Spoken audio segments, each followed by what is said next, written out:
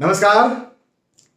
आज फिर हम एक बहुत ही ज्यादा महत्वपूर्ण, बहुत ही ज्यादा ज्ञानवर्धक, बहुत ही ज्यादा इंफॉर्मेटिव लेकिन बहुत ज्यादा यूनिक, बिल्कुल अलग टॉपिक के बारे में बात करेंगे। आज हम युति के बारे में बात करेंगे और लग्नेश से बनने वाली युतियों के बारे में बात करेंगे। एक्चुअली ऐसी युति जो कई बार भाग्यशाली भी बनाती है या फिर कुंडली के अलग अलग लेकिन अच्छे रिजल्ट देने का काम करती है। ज्योतिष सीखने की श्रृंखला में हम आगे बढ़ रहे हैं। आपको ढेरों सारे मेरे वीडियोस अवेलेबल मिलेंगे। कहां पर? वीएस एस्ट्रोलॉजी यूट्यूब चैनल पर। इस वीएस एस्ट्रोलॉजी चैनल की playlist astrology lesson in Hindi में आपको पंक्तिबद्ध, कतारबद्ध, एक के बाद एक तरीके से सारे वीडियोस मिल जाएंगे। यदि आप कहीं बेसिक एस्ट्रोलॉजर बनना चाहते हैं तो मेरा दावा है कि उन सारे वीडियोस को देख करके आप बढ़ सकते हैं। ढेर सारे वीडियोस तो वहां पर अवेलेबल हैं, लेकिन देखिए वीडियो को जोड़ने की श्रृंखला तो चलती रहेगी और ये सतत श्रृंखला है, कभी खत्म होने वाली नहीं, क्योंकि ज्योतिष अनंत है। आगे बढ़ते हैं और निसंदेह लग्नेश युति के भाग्यशाली योगों, भाग्यशाली प्रभावों के बारे में बात करते हैं। हालांकि इसकी कुछ शर्तें हैं जिनके बारे में हम बाद में डिस्कस करेंगे, लेकिन सबसे पहले यहां पर मैंने मेष लग्न की कुंडली बनाई है। मेष लग्न यानी लग्न पर 1 नंबर लिखा हुआ है। 1 नंबर का मतलब होता है मेष राशि। मेष राशि के स्वामी हो गए मंगल। तो इस लग्न कुंडली के स्वामी कौन हो गए? मंगल। अब मैं युतियों के बारे में बात कर रहा हूं। देखिए आप ध्यान देंगे कि मैंने लिख करके रखा है, जैसे द्वितीय स्थान पर लिखा है धनी, तृतीय स्थान पर लिखा पराक्रम, सुख। यह सुख भौतिक सुख की बात है, मानसिक सुख की बात नहीं। जो भौतिक सुख सुविधा होती है ना, मकान, भूमि, गाड़ी, वाहन, एसी, 4 व्हीलर वगैरह वगैरह, ये वो सुख है। बुद्धि, संतान भी यहां पर होता है। 9वां स्थान भाग्य का स्थान, ये सब स्थान है कुंडली के अलग अलग स्थान। 10वां स्थान कर्म का स्थान होता है। 11वां स्थान, एकादश स्थान लाभ का स्थान होता है। ये हर किसी की कुंडली में होता है, लेकिन कुंडलियां अलग अलग लग्नों की हो सकती है। मैंने यहाँ पर उदाहरण के तौर पर मेष लग्न की कुंडली बनाई है। आपके पास मेष से लेकर मीन तक कोई भी लग्न हो सकते हैं। समझाने के लिए एक कुंडली ही बनाना था, सारी कुंडली पर समझा नहीं सकते ना।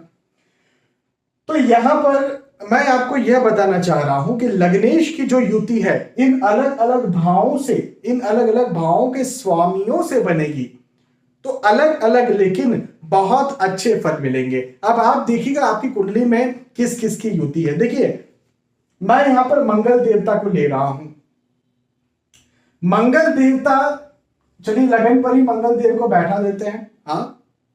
मंगल देव लग्न पर है, लेकिन मंगल के साथ कहीं यहां पर आ जाए शुक्र। मंगल के साथ आ गए शुक्र। अब शुक्र कौन है? तो शुक्र धनेश, भाई 2 नंबर लिखा हुआ ना यहां पर, तो शुक्र हो गए धनेश। हालांकि शुक्र सप्तमेश भी है, लेकिन यहां पर हम धनेश को लेंगे यदि अच्छी युति को देखना है तो। द्वितीय स्थान धन का स्थान होता है। धन भाव के स्वामी को धनेश कहा जाता है, और धनेश आकर के बैठ गए यहां पर मंगल के साथ।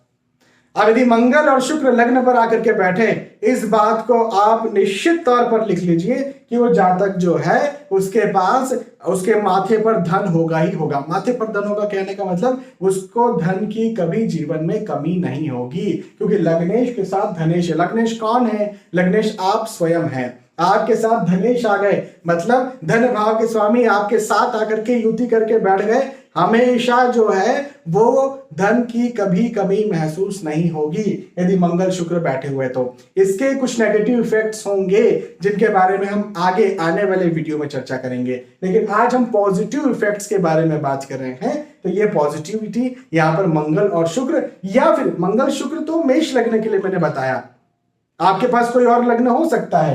तो मैं ये कहूंगा लग्नेश और द्वितीयेश, लग्नेश और धनेश, ये मिलकर के जो है जातक को आजीवन धनी बनाने का काम करेंगे। एक प्रकार का ये लक्ष्मी योग भी हो सकता है लग्नेश और धनेश का साथ में आकर के बैठना। ठीक है, तो यहां पर हमने इनकी बात की। अब चलिए शुक्र देवता को हटा देते हैं। अब 3 नंबर जो लिखा हुआ है, इसे मैंने पराक्रम का नाम दिया है। अब यहां पर बुध आकर के बैठ जाए, 3 नंबर का मतलब क्या होता है? 3 नंबर का मतलब होता है मिथुन राशि। मिथुन राशि के स्वामी कौन होते हैं? बुध होते हैं। हाँ, तो बुध यदि तृतीयेश, भाई इस कुंडली में तृतीयेश कहलाए ना, तो बुध यदि यहां पर आकर के बैठ गए लग्नेश के साथ, तो लग्नेश और तृतीयेश का संबंध हो गया। अब तृतीय स्थान क्या है? तृतीय स्थान है पराक्रम का स्थान, साहस का स्थान। हाँ, कुछ नेगेटिविटीज भी हैं जिनके बारे में हम अगले आने वाले वीडियो में चर्चा करेंगे। आज हम भाग्यशाली पॉजिटिविटीज की बात कर रहे हैं। तो तृतीयेश का मतलब होता है पराक्रम भाव का स्वामी, साहस के भाव का स्वामी। तो लग्नेश के साथ यदि साहस पराक्रम के भाव का स्वामी बैठेगा तो जातक निसंदेह निश्चित तौर पर पराक्रमी होगा। आप इस बात को लिख लीजिए। तो क्या बोला? लग्नेश और तृतीयेश का युति पराक्रम, साहस को पैदा करता है जातक के अंदर। अब तृतीयेश की बात हो गई, अब बात करेंगे सुखेश की। सुखेश मतलब सुख भाव। 4 नंबर लिखा हुआ। 4 नंबर का मतलब कर्क राशि। कर्क राशि के स्वामी चंद्र, मंगल के साथ चंद्र आकर के बैठ गए। वाह जी वाह, ये तो युति फेमस भी है, लेकिन यहां हम मंगल चंद्र की बात एक्चुअली नहीं कर रहे हैं, क्योंकि मेष लग्न है, इस वजह से मंगल चंद्र आए हैं। हम बात कर रहे हैं लग्नेश की, पहले भाव के स्वामी की, और सुखेश की, चौथे भाव के स्वामी की। अब आपके पास दूसरी कुंडली कोई और लगन की हो सकती है, वो मंगल चंद्र नहीं होंगे। तो यहां पर बैठे मंगल चंद्र क्या बताते हैं? फिर लग्नेश और सुखेश साथ में बैठ के क्या बताते हैं? जातक को जीवन भर भौतिक सुख सुविधाएं मिलने वाली है, ये तय है। अच्छा, वो उसके खुद के करने से मिलेगी, खुद के पुरुषार्थ से मिलेगी, माता पिता की तरफ से मिलेगी, सरकार की तरफ से मिलेगी, कुछ भी हो सकता है, लेकिन मिलने वाली है भौतिक सुख सुविधाएं, ये बात तय है, निश्चित है ये बात। तो मंगल चंद्र या फिर कहें कि लग्नेश और सुखेश का युति इस प्रकार के भाग्यशाली योग का निर्माण करता है। अब गए हम 5वें स्थान पर।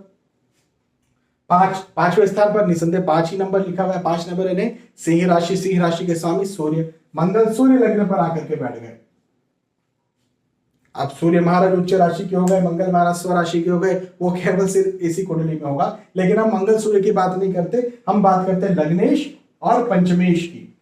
तो देखिए, लग्नेश और पंचमेश साथ में आकर के बैठ गए तो जातक बुद्धिमान होगा ही होगा, निश्चित तौर पर जातक की बुद्धि शार्प होगी ही होगी। आप इस बात को लिख लीजिए, तय है ये बात। जातक का डिसीजन मेकिंग पावर बहुत अच्छा रहेगा ही रहेगा। आप इस बात को लिख लीजिए, तय है ये बात। कुछ शर्तें हैं, हाँ, अभी आगे मैं शर्तों के बारे में बात करूंगा, लेकिन इन जनरल आप पहले ये चीजें समझ लीजिए। एक और बात अच्छी है, ये बुद्धि स्थान तो है, लेकिन संतान का स्थान, पंचम स्थान संतान का स्थान भी कहलाता है। तो ये बात भी पक्की है कि जातक का संतान से जो संबंध है वो अच्छा रहेगा। लग्नेश और पंचमेश का युति है ना, संतान से संबंध अच्छा रहेगा, प्रेम अच्छा रहेगा, संतान प्रेम करने वाली रहेगी, जातक संतान को प्रेम करने वाला रहेगा, बॉन्डिंग बहुत अच्छी रहेगी। ये लग्नेश और पंचमेश की युति बताता है। चूंकि मेष लगने को तो यहां पर मंगल और सूर्य हो गए। अब आगे बढ़ते हैं, इन भावों के बारे में बात नहीं करते, आगे कभी बात करेंगे।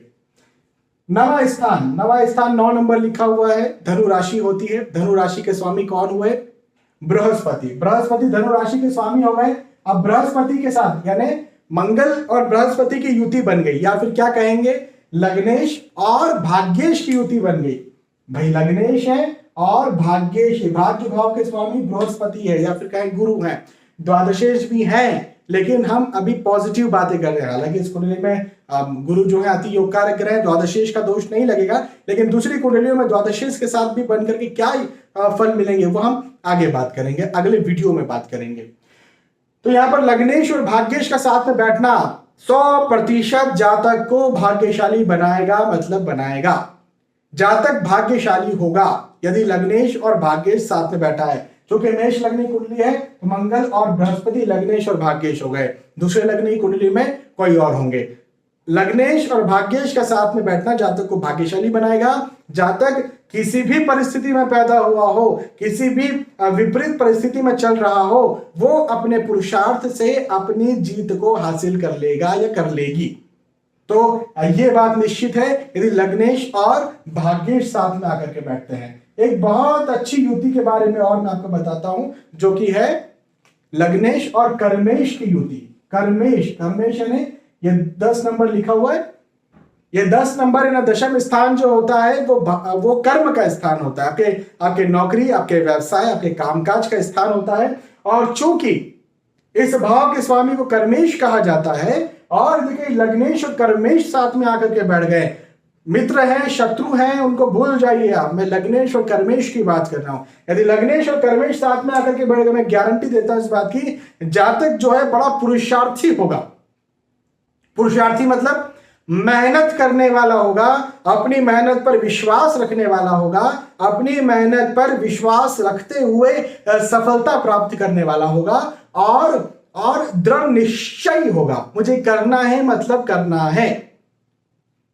लग्नेश और दशमेश, दशमेश है ना, इसको दशम स्थान भी कहते हैं, तो दशम भाव के स्वामी यानी दशमेश या लग्नेश और कर्मेश का युति हो तो इस प्रकार के अच्छे संबंध मिलेंगे।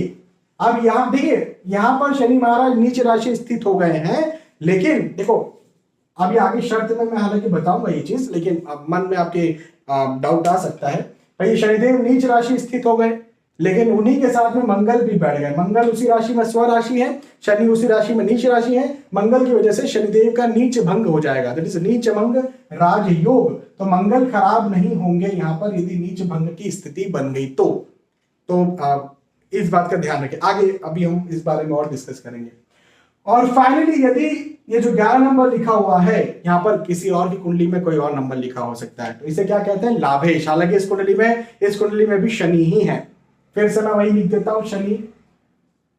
तो लग्नेश और लाभेश का यदि युति कहीं लगन स्थान पर होता है तो यह बात निश्चित है कि जातक को जीवन भर लाभ मिलता रहेगा, भौतिक सुख सुविधाओं का भी लाभ होगा, वो कभी कभी प्रतिष्ठाओं का भी लाभ होगा, और इच्छा पूर्ति का भी लाभ होगा।